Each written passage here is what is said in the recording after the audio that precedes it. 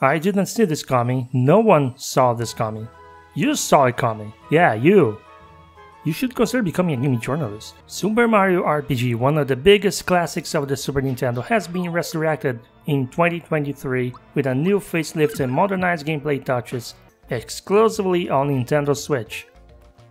I'm sounding like an announcer for a Nintendo commercial. This game was made from the ground up in Unity 3D, but the way it looks and plays, it's really more like a remaster. The question is this the definitive way to experience Super Mario RPG? Let's find out.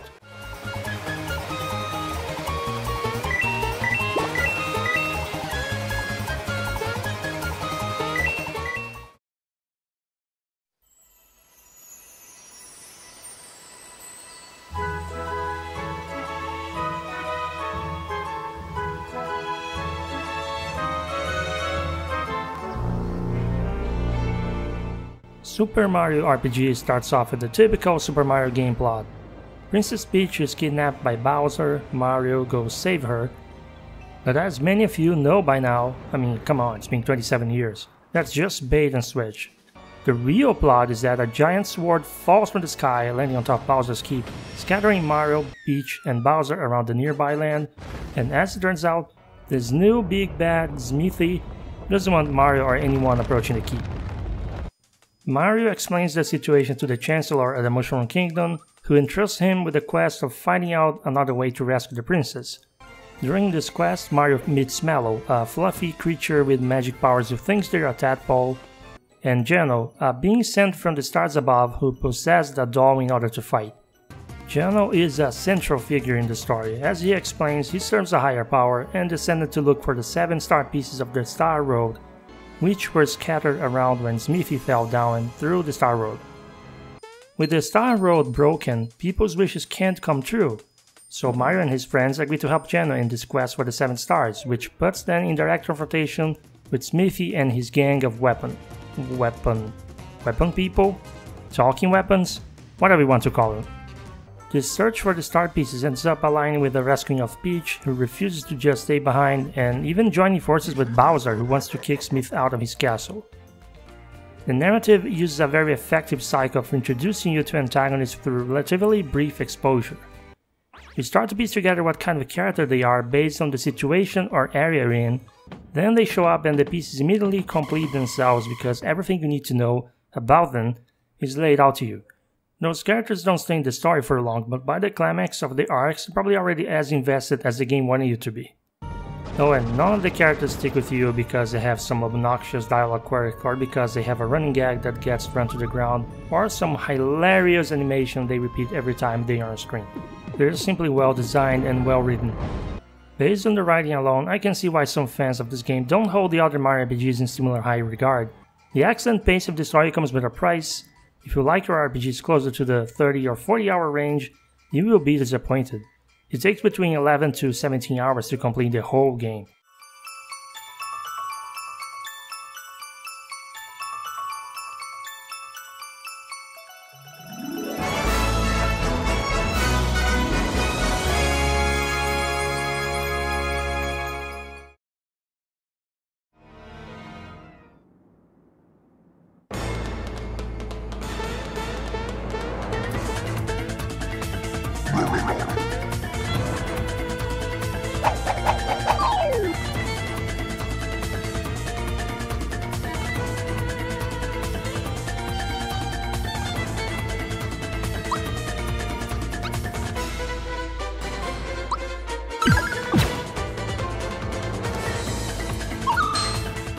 Super Mario RPG standout features, at least for the time of the original release in 1996, are mostly 3.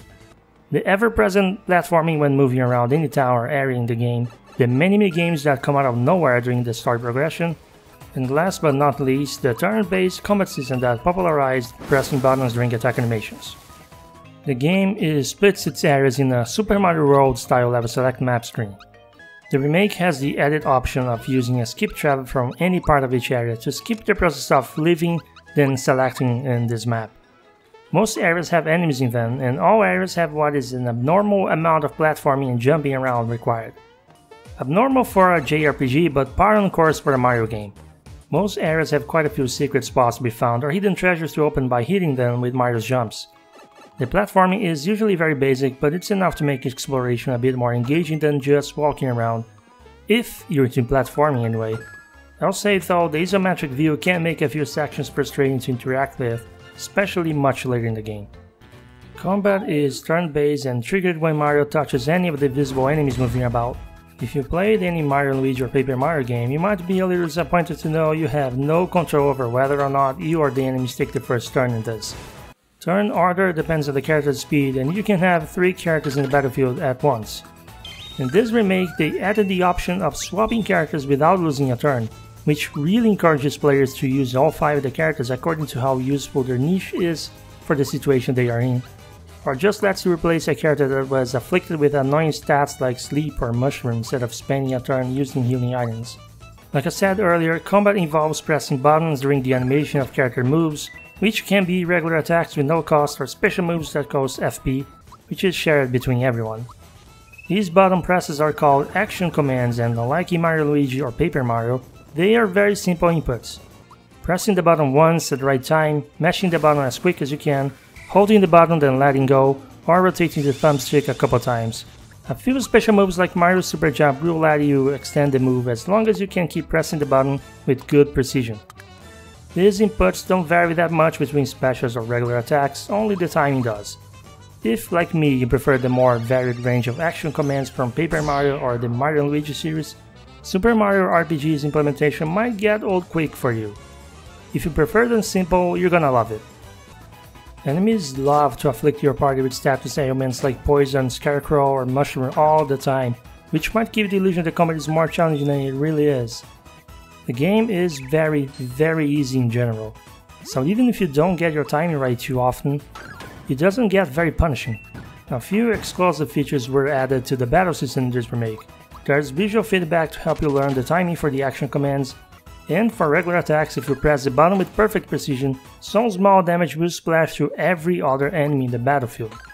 If you time your blocking perfectly, enemies deal 0 damage to you. And for every successful action command, a circular bar in the corner of the screen gets filled. When it's full, you can use any character to execute a team attack. The attack varies for each combination of 3 characters, but they all tend to be really powerful moves, like Limit Break from PlayStation 1 Final Fantasy games. Also exclusive to the remake are special enemies. On rare occasions, one of the enemies you encounter might be tagged special, indicating it has higher stats than normal, and defeating this enemy gives you a frog coin, a rare currency used to trade for special items. A lot of people complain the remake exclusive features made the already easy combat easier, and I'm inclined to agree. I don't think the splash damage is a big deal, it actually helps speeding up encounters with weak enemies that would just waste your time anyway, and the damage is only a small percentage of what the main target takes. The chain attack and the perfect block, however, are really unnecessary.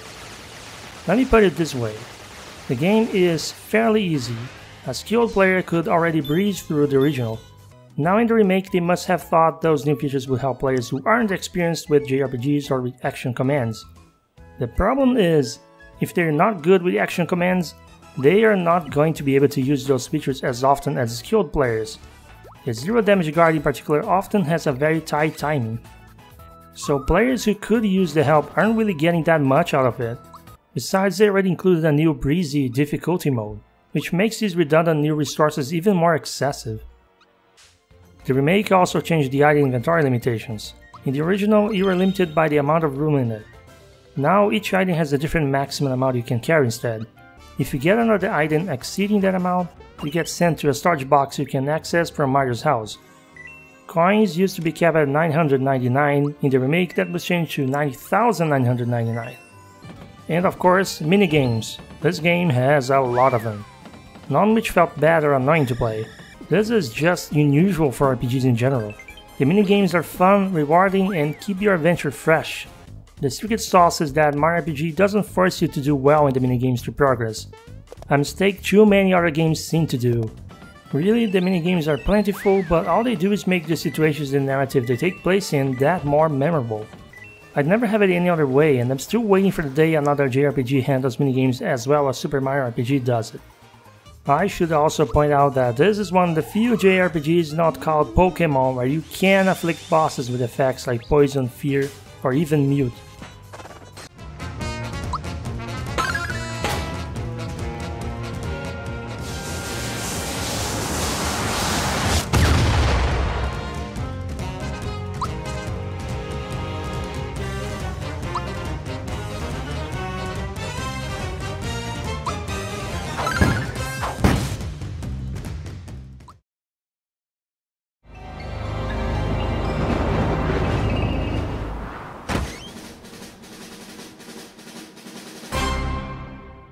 Graphically, this is a substantial upgrade from the original. It's the biggest upgrade in fact.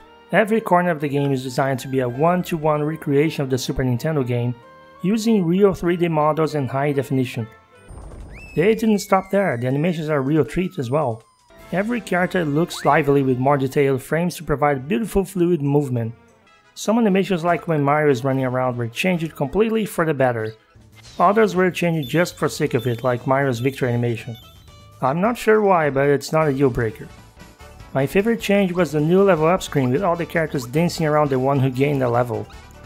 Some of the scenes of the original were replaced with new cinematic cutscenes that look fantastic and made the characters even more expressive through the dynamic camera shots.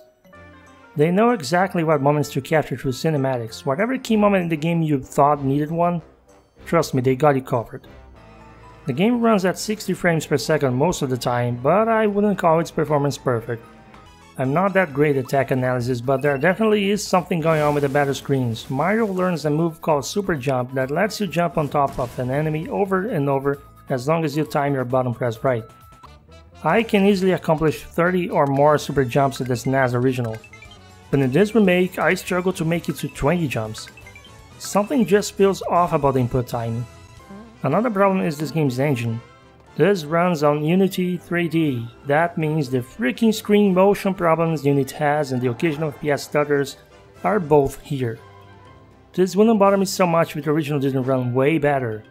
I get it that this uses real polygons and the original uses pre-rendered graphics and sprites meant to look 3D, but when you consider that this game is essentially a remaster with extra features, comparing the two in every aspect is fair game. If you're going to do a remaster or a one-to-one remake of a game, you have more than the obligation of making it run at least as well as the original. Although I get why that might have been difficult with this game. Like the vast majority of game companies, the developers, Art Piazza, couldn't afford to build their own engine. That left them with two choices, Unreal or Unity. Unreal just never runs well on Switch, regardless of version. Unity doesn't run that great anywhere, but it was still the lesser of two evils. Whatever the reason, it's still disappointing this version loses to the original in performance.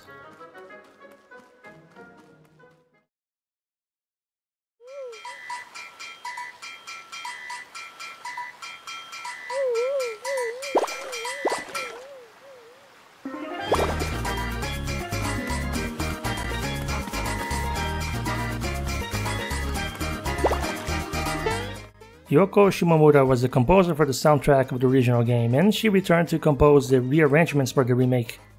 With very few and minor exceptions like the main battle theme, she turned a great soundtrack into an amazing track list.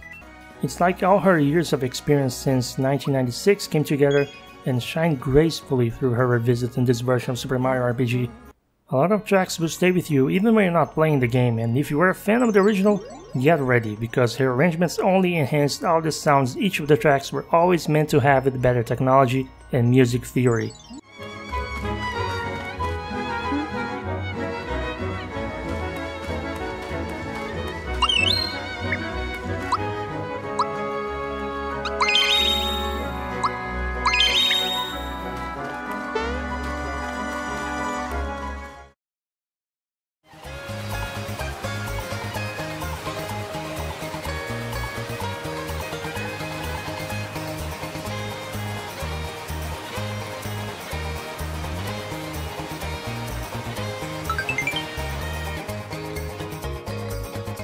The original Super Mario RPG is not actually one of my favorite games of all time, but it still has a lot of nostalgic value to me. That's the only reason I didn't hesitate to buy it at its full $60 price. If you have no attachment to the game and if you're an experienced JRPG player, I don't recommend paying that price. I'm not the kind of gamer who thinks every $50 or $60 game needs to be 40 plus hours long to justify its price, but games like Super Mario RPG, they are very much designed for a player to go from start to finish once, then move on to the next thing. There isn't a lot of replayability. That's why JRPGs are usually expected to be at least around 30 hours long. This game can be beaten under 17 hours. That's way too short for an experienced player. On top of that, this is a one-to-one remake of a 1996 Super Nintendo game, where 90% of all its content is exactly the same as in the original, only with better presentation and a few extra features that contribute to making its playthrough even shorter. I can't say this is worth $60. 40 would have made more sense. If you're really inexperienced with JRPGs and you only have an hour or two to play games, then I think I could recommend it at full price. Super Mario RPG does its job of your entry point into JRPGs very well, all things considered. I just thought making an already easy game easier without at least offering a harder difficulty option to balance it out for fans of the original was a really bad idea. Still, the bottom line is Super Mario RPG is not a game for players looking for a challenge, but it's a game that perfectly introduced JRPG gameplay to new players. It's, again, short, very accessible, presents its story through a colorful cast of characters with dialogue that always goes straight to the point and keeps players engaged in and out of combat. The cherry on top being an amazing score by Yoko Shimomura. Thank you for watching.